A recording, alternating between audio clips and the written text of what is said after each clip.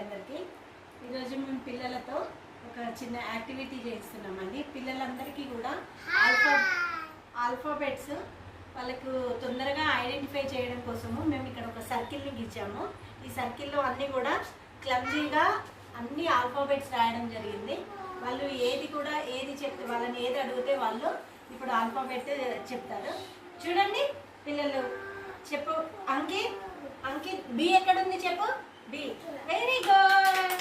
మీరు చెప్పగానే క్లాప్స్ కొట్టాలి. నెక్స్ట్ రామ్ చరణ్ ఏ ఎక్కడుంది చెప్పు. Very good. పద్మ ఏ ఎక్కడుంది చెప్పు. Very good. వర్షిత సి ఎక్కడుంది. Very good. క్లాప్స్ కొట్టండి అందరూ. బోనే డి ఎక్కడుంది.